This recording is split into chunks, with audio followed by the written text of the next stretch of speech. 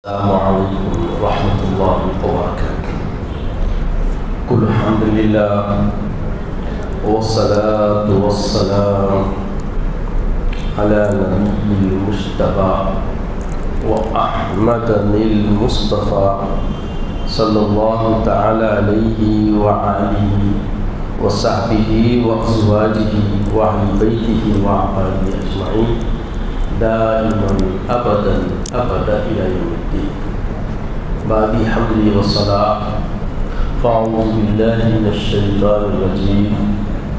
بسم الله الرحمن الرحيم. قل اللهم مالك الملك تؤتي الملك من تشاء. قل اللهم مالك الملك تؤتي الملك من تشاء وتنزع الملك ممن تشاء وتعز من تشاء وتذل من تشاء بيدك الخير إنك على كل شيء قدير. تولج الليل في النهار وتولج النهار في الليل وتخرج الحي من الميت وتخرج الميت من الحي وترزق من تشاء. صدق الله العظيم وصدق رسوله النبي الأمين الكريم لمن الشاهدين والشاهدين. تمام تعریف حمد و ثنا خالص اللہ رب العزت کے لیے سزاوار ہے، جو ساری خلقت کا پالنہار ہے، جس کے دست قدرت میں کل جہاں کی بادشاہت ہے، جو چاہتا ہے کر گزرتا ہے، اس کے اختیار کو کوئی روک نہیں سکتا.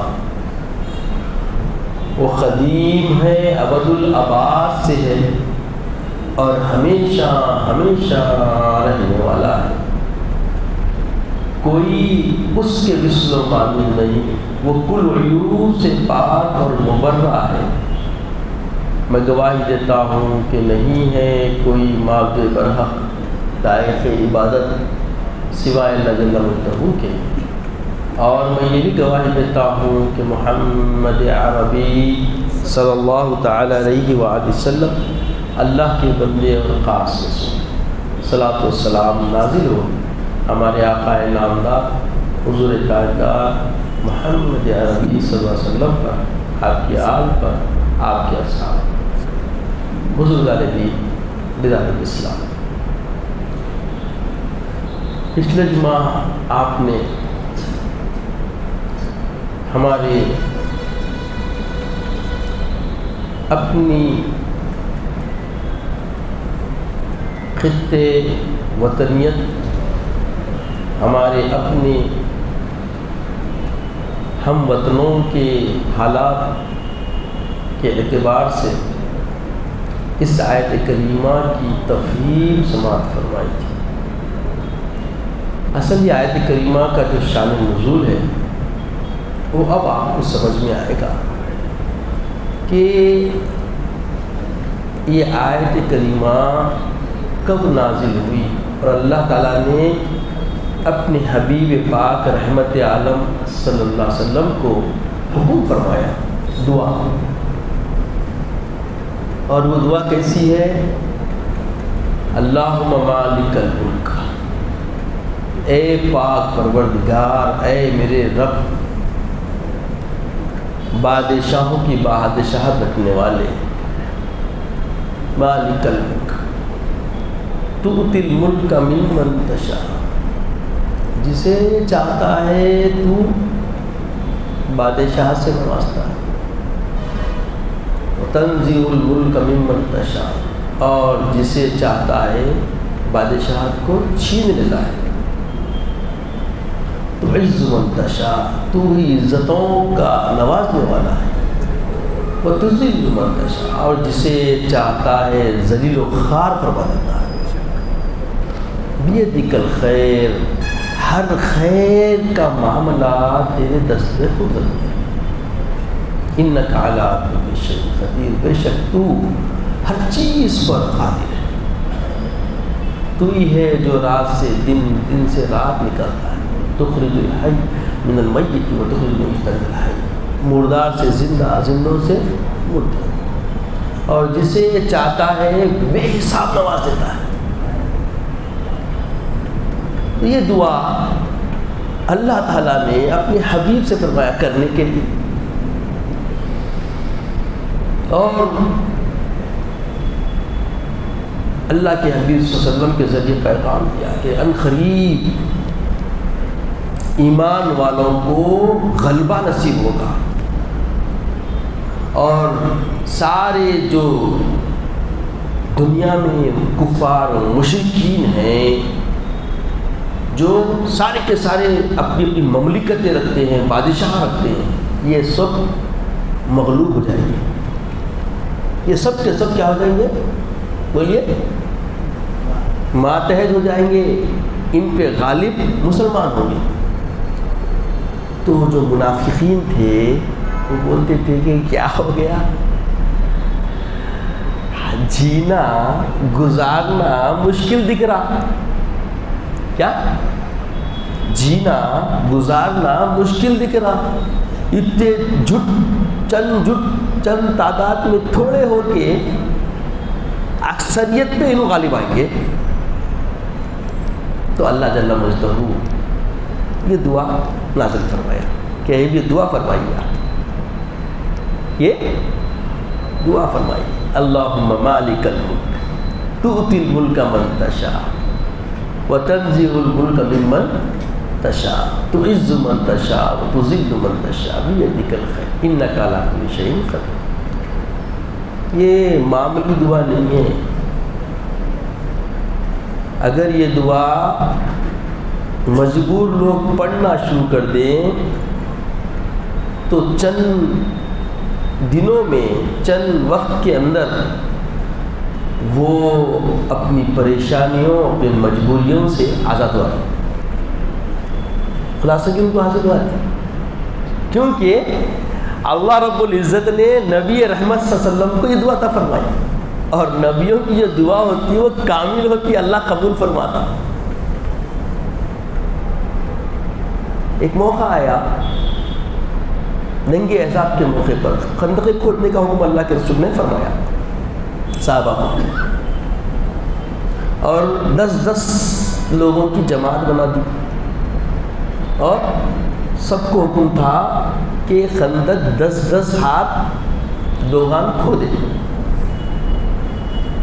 تو یہ منافقین جو تھے بولے دعویٰ کر رہی غالب ہونے کا، ان کو مغلوب کرنے کا، خود میں اتنی ہمت نہیں ہے نعوذ باللہ کہ خندق کھود کے اپنے کو محفوظ کر رہے، خندق سے باہر نکل کے مقابلہ کرنے کی طاقت نہیں ہے، اور پھر ان پہ غالب آنے کی بات کر رہے ہیں۔ بات سمجھ پا رہے ہیں نا؟ اس موقع پہ اللہ تعالیٰ یہ آیت نازل فرمائی۔ جب خندق کھود رہے تھے تو ایک جگہ کیا ہو گیا، چٹان آ گئی، اور وہ چٹان پھاوڑے اور کدال کس سے بھی ٹوٹ رہی نہیں تھی۔ تو صحابہ نے حضرت سلیمان فارسی رضی اللہ تعالیٰ عنہ سے عرض کیا، ہو جاؤ حضور کی بات ہمیں عرض کرو بھائی، اب یہ چٹان لگ گئی، اس کو کیا نکالنا، 10 ہاتھ اندر جانا ہے، اور یہ تھوڑا بھی نہیں کھودے چٹان لگ گئی اور ٹوٹ رہی ہے چٹان۔ حضرت سلیمان فارسی رضی اللہ تعالیٰ سید عالم صلی اللہ علیہ وسلم کی بارگاہ میں تشریف لائے، بولے یا رسول اللہ صاحب اخرج القصر، باہر نکل گیا اور وہ کسی بھی مار سے ٹوٹ رہا نہیں۔ تو اللہ علیہ وسلم کے ہاتھ سے کدال لے لیے، تشریف لائے، لا کے ایک ضرب لگائے وہ چٹان کے اوپر، لگاتے کہ ایک بہت بڑی چمک روشنی کے ساتھ ظاہر ہوئی۔ اللہ کے رسول صلی اللہ علیہ وسلم اس میں نعرے تکبیر بلند کیے، اور سارے صحابہ نے اللہ اکبر کی صدا لگائی۔ پیارا آقا نے فرمایا کہ اس ایک پہلی مار میں نے حیرہ کے تمام محلات کو دیکھا،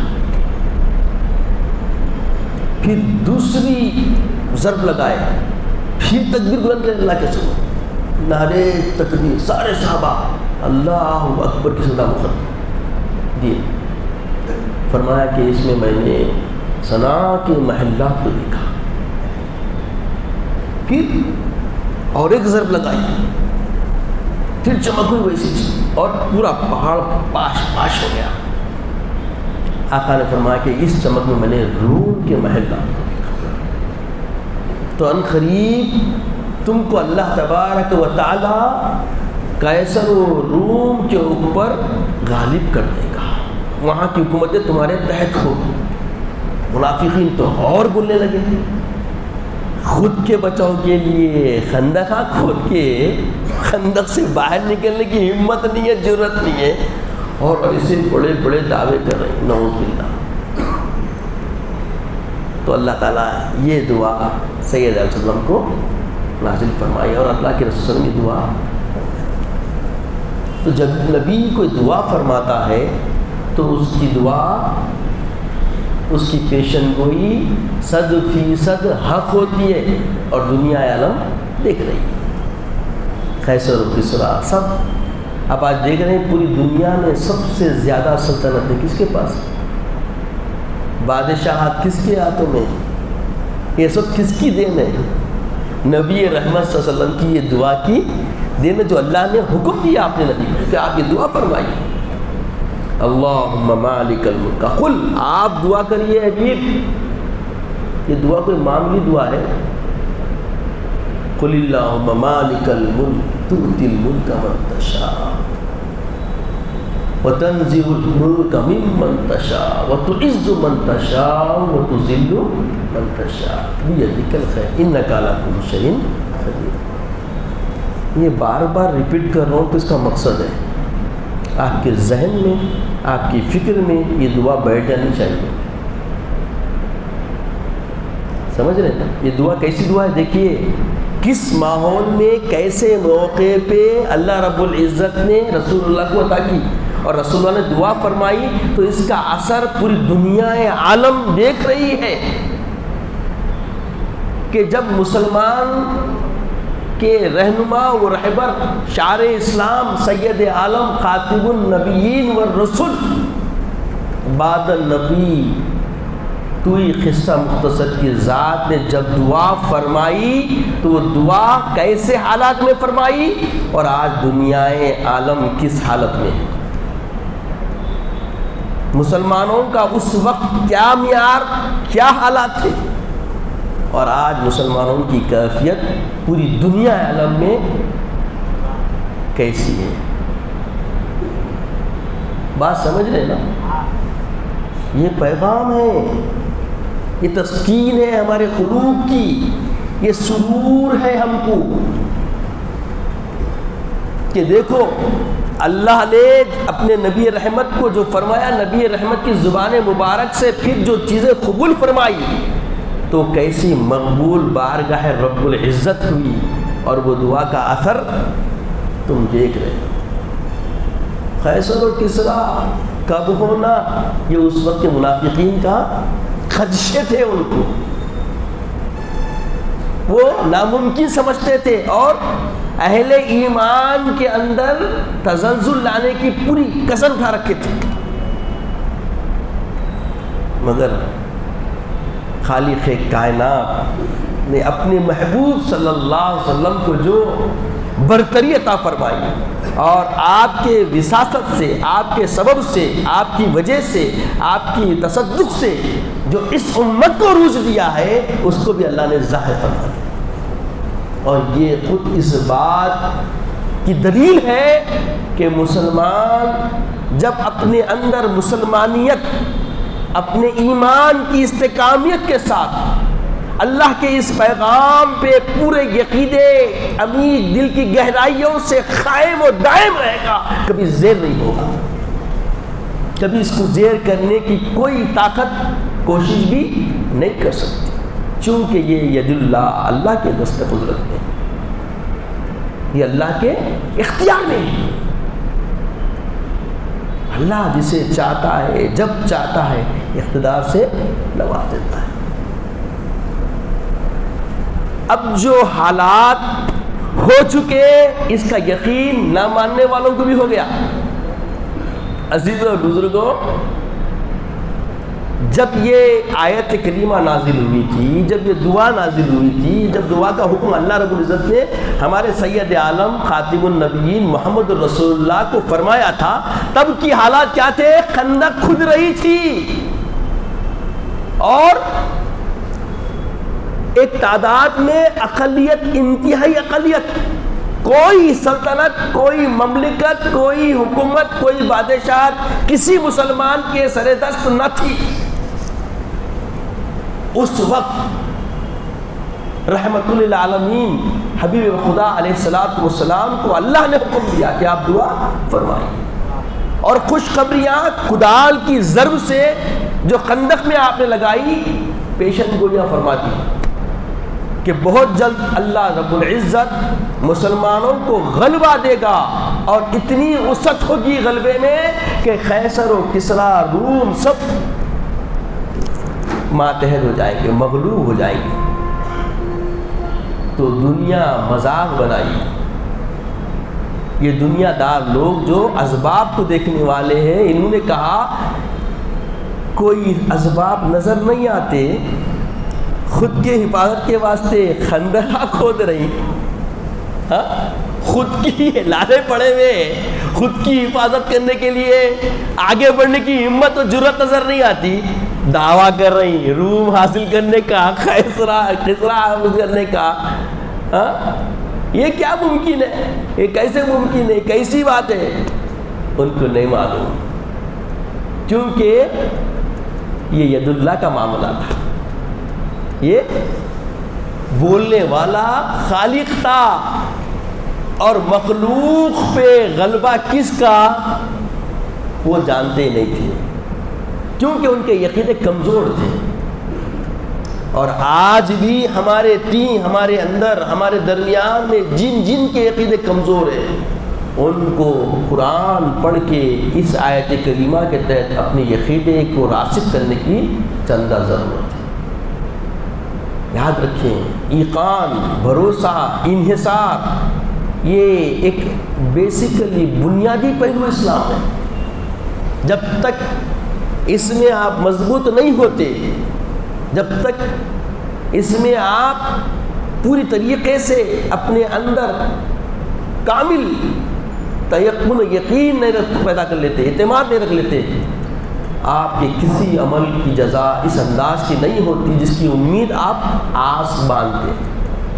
تو آس و امید برلانے والا پروردگار ہے، بس اسی کی ذات پہ بالکل انحصار ہو جانا، یہ عقیدہ کس نے دیا؟ رحمت للعالمین حبیب خدا بعد از خدا توی قصہ مختصر کی ذات نے دیا۔ اللہ کے نبی رحمت للعالمین کی سبب سے اللہ تعالیٰ نے بے انتہا فضل و کرم اور عنایتیں اس امت مسلمہ میں فرمائیں۔ اللہ تعالیٰ بہت نوازا ہے اس امت کو، اور ایسی نوازشیں، ایسی عطائیں آپ صلی اللہ علیہ وسلم سے پہلے کسی امت پر، کسی رسول کی امت پر، کسی نبی کی امت پہ ایسی نوازشیں اللہ کی نہیں، آپ دیکھ لیجیے۔ اور ایک بات یہاں پہ حضرت امام فخر الدین رازی علیہ رحمہ اس کی تفسیر میں بیان فرماتے ہیں، اس آیت کریمہ نبوت کو بنو اسرائیل اپنی میراث سمجھتے تھے، اور سمجھتے تھے کہ اب نبوت منتقل کدھر بھی نہیں ہوگی۔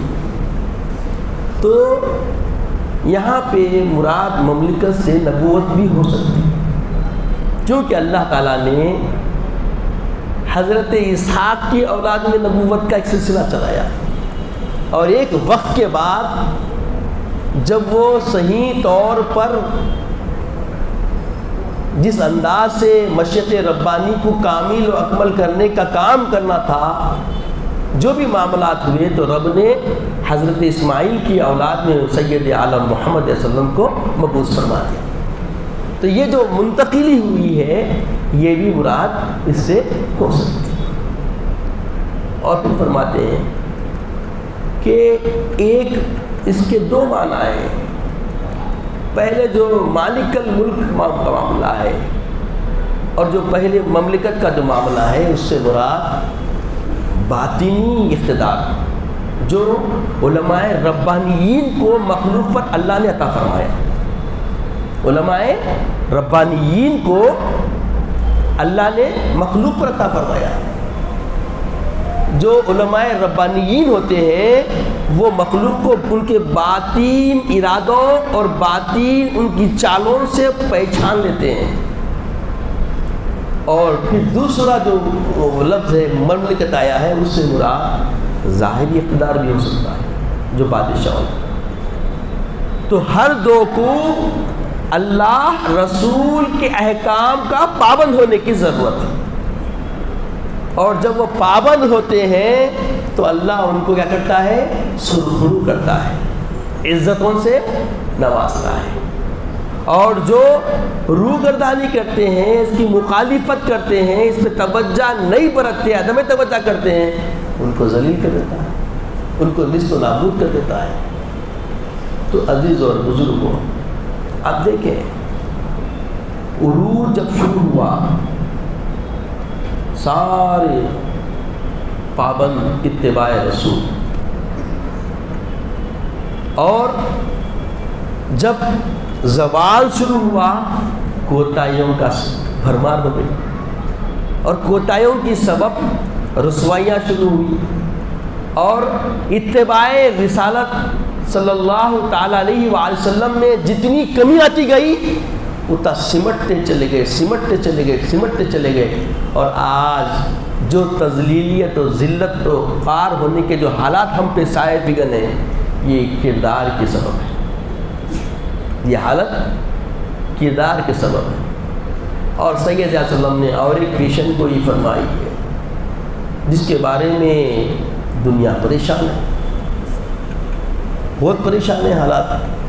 بار بار اس روایت کو ہم سے زیادہ سامنے والے بیان کر رہے ہیں، اور ہم ہے کہ غفلت کی نیند میں سو رہے، نہ کردار سے جاگ رہی نہ آپسی ربائط سے جاگ رہے.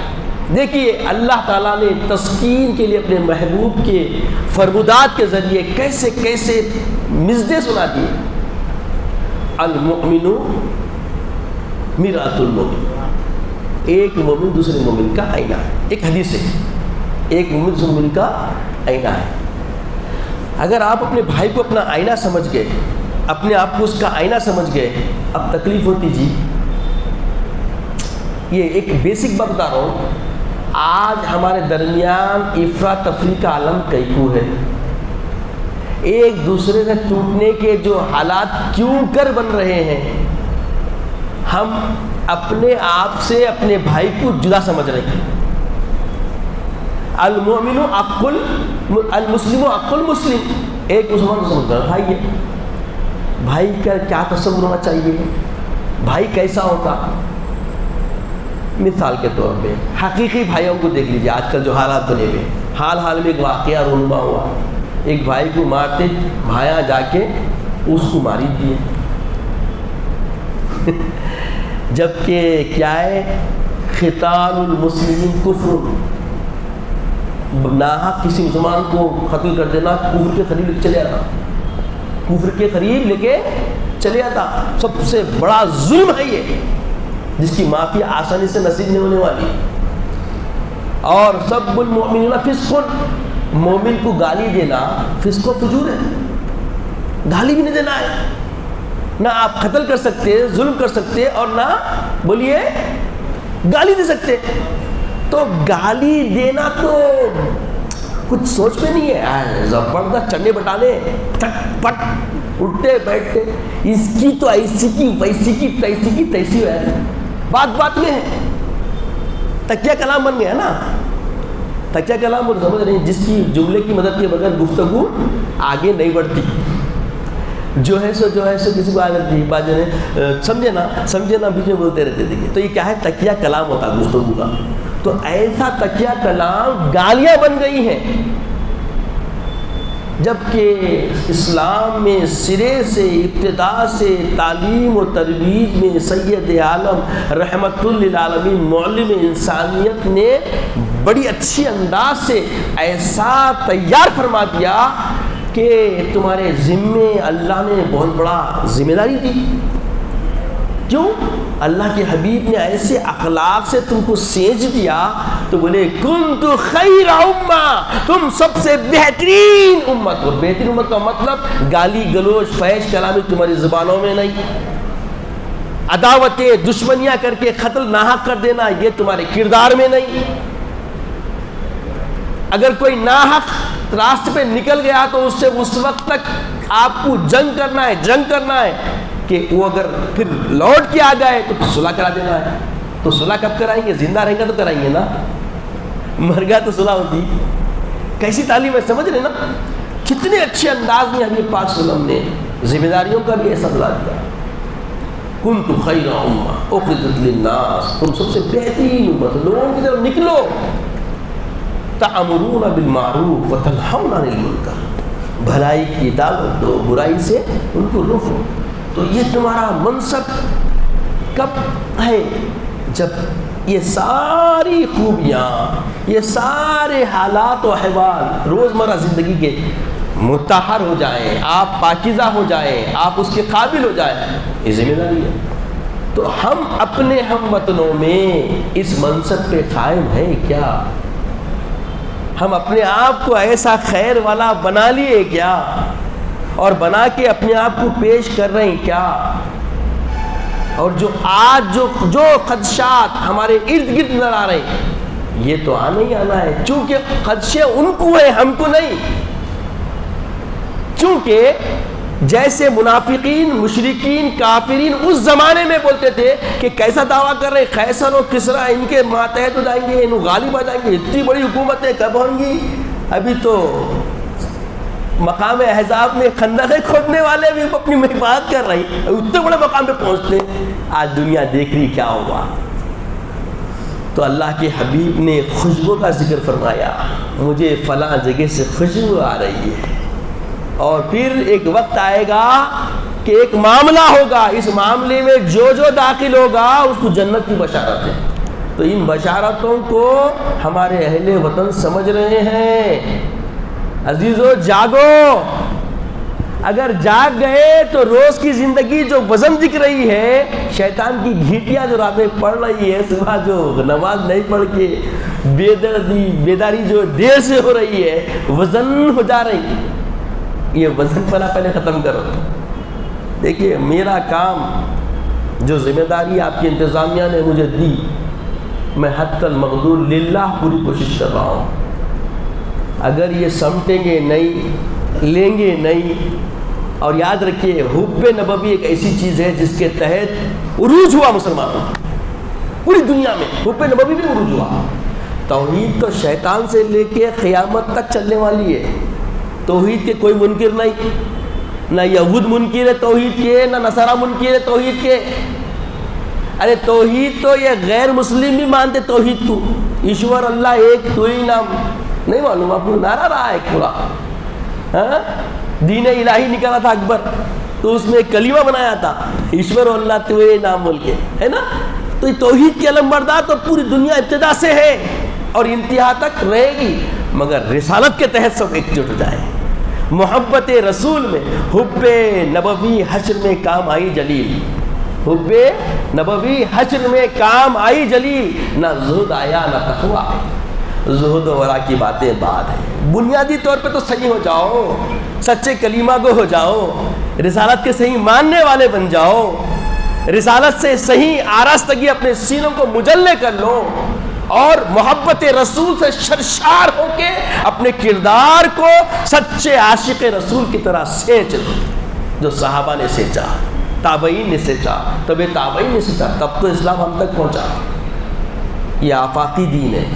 پوری دنیا پہ سایہ فگر ہونے والا ہے، اس کو کوئی روک نہیں سکتا۔ اللہ تعالیٰ سے دعا ہے کہ یا الہ العالمین ہمیں نیک توفیق عطا فرما، نیک ہدایت عطا فرما۔ اے باری اللہ، جو کچھ تیری محبت میں اخلاص کے ساتھ، تیرے رسول کی الفت کے ساتھ عرض کیا گیا ہے مولا، خائن کو، سامع کو، سب کو اس پہ عمل کرنے کی توفیق عطا فرما مولا۔ عمل کی زندگی ہمارے لیے ہموار فرما اور مولا آسانیاں عطا فرما، عزت کی، اسلام کی زندگی عطا فرما، خاتمہ بالخیر فرما، وقت نزا کلمہ طیبہ عطا فرما، اپنے حبیب پاک صلی اللہ علیہ وسلم کا دیدار عطا فرما۔ سبحان اللہ و بحمدہ، سبحان اللہ العظیم والحمد للہ رب العالمین۔ جو حضرات سن نہیں